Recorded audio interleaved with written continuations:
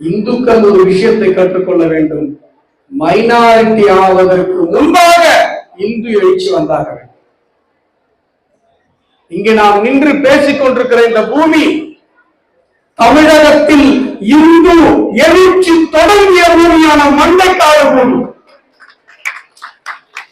இந்த மண்டைக்காடு பகுதியில் இருந்தால் தமிழகத்தில் இந்து ஒற்றுமை என்பது ஓகத் தொடங்கியது. ஆனால் இன்று வரை அறநிலை அபகரிப்புத்துறை இந்த கோவிலை அபகரித்து வைத்துக் கொண்டு பல்வேறு தடங்களை ஒவ்வொரு மாசின் போதும் நமக்கு ஏற்படுத்திக் கொண்டுதான் இருக்கிறது. ஆனால்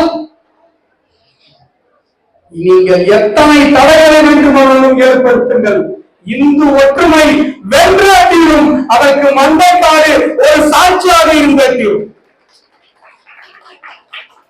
இன்றைக்கு எனக்கு கொடுக்கப்பட்டிருக்கிற தலைப்பு இந்து எழுச்சியும் நீதிமன்ற தீர்ப்புகள். நான் ஒரு 3 சம்பவத்தை உதாரணமாக உங்கள் முன்னால் வைக்க விரும்புகிறேன். இந்த 3 சம்பவங்களையும் நீங்கள் நன்றாக நினைவில் வைத்துக் கொண்டு, நான் அடிக்கடி சொல்லுவேன், உங்களுக்கு எல்லாம் தெரியும், இந்துக்களில 2 சாதி, சாதி 2 வேறில்லை, இட்டார் பெரியார் இடாதவர் ஈடுத்தார், அந்த சொல்லல. நான் இந்துக்களில் 2 சாதி இருக்கிறது.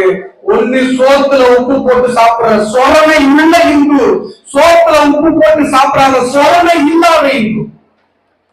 ஒன்று உங்களுக்கெல்லாம் தெரிந்த திருப்பரங்குன்றம். பரம்பொருளே மலையாக அமர்ந்திருப்பதனால் திருப்பரங்குன்றம். அந்த திருப்பரங்குன்றம் மலை மேல ஒரு தூண் இருக்கிறது. அந்த தூணில் தீபம் ஏற்ற வேண்டும் என்று இந்துக்கள் போராடி கொண்டிருக்கிறார்கள். 1 ஆண்டு 2 ஆண்டுகள் அல்ல, 110 ஆண்டுகளுக்கு மேலாக இந்துக்கள் தொடர்ந்து போராடி கொண்டிருக்கிறார்கள். ஒரு நீதிமன்ற உத்தரவு வருகிறது, அந்த திருப்பரங்குன்றம் மலை மேல் நீங்கள் தீபம் ஏற்ற வேண்டும். நிறைவேற்ற நீதிமன்ற அவமதிப்பு வழக்கு வருகிறது. நீதிமன்றம் சொல்லுகிறது, நான் என்னுடைய உயர் நீதிமன்றத்தில் காவலுக்கு இருக்கிற சிஆர்பிஎஃப் வீரர்களை அனுப்புகிறேன், நீங்க போய் அங்க போய் தீபத்துல ஒரு தூண் ஏற்றிக்கலாம், தூண்ல தீபம் ஏற்றிக்கலாம். ஏற்ற விடல. இந்த கலெக்டர் இந்த கமிஷனர் எல்லாம் சொல்றாங்க, அப்படின்னு சொல்லி சொன்னாங்க. அது ரொம்ப வீரமா சமூக வலைதளங்கள்ல பதியப்பட்டது.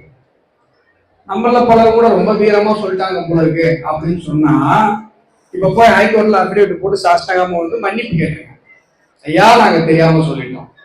ஆனா இவ்வளவு தகிடு தத்தங்களையும் செய்த அவர்கள் திருப்பரங்குன்றம் மலை மீது அந்த தீபத்தை ஏற்ற விடவே இல்லை.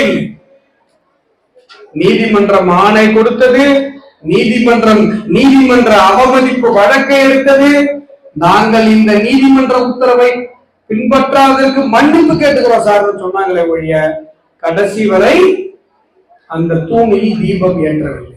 இது எல்லாத்த விட கொடுமை என்ன தெரியுங்களா?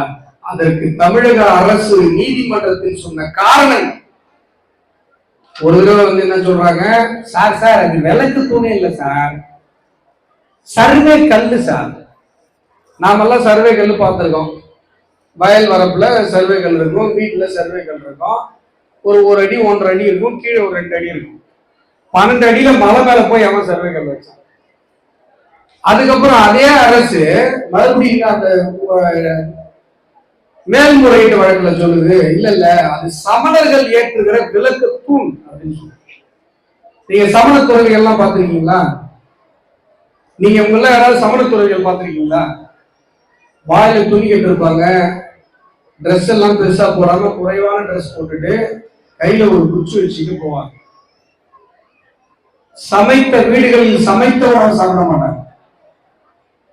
தண்ணி பார்த்தா வீணா போற தண்ணி எடுத்து குடிப்பாங்க. தன்னால் எந்த உயிரும் பாதிக்கப்பட்டு விடக்கூடாதுன்னு நினைப்பாங்க. இப்ப கூட தமிழகத்துல பல இடங்கள்ல சுற்றுப்பயணமா வருவாங்க.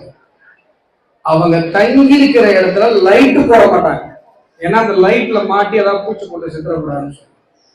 ஆனா தமிழக அரசு சொல்லுகிறது, திருப்பரங்குன்றம் மலை மீது சமணர் படுகை இருக்கிறது, சமணர்கள் தங்கியிருந்தாங்க, அங்க விளக்கு தூண்ல விளக்கேற்றி வச்சிருந்தாங்க. சமணர்கள் இரவுல சமண துறவிகள் விளக்கே ஏற்ற மாட்டாங்க.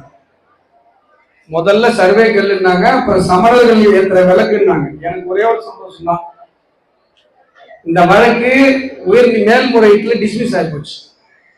இல்ல அப்படின்னா என்ன சொல்லியிருப்பாங்க, துணி காய போறதுக்கு கொடி கட்டுற கல்லுன்னு இருப்பாங்க.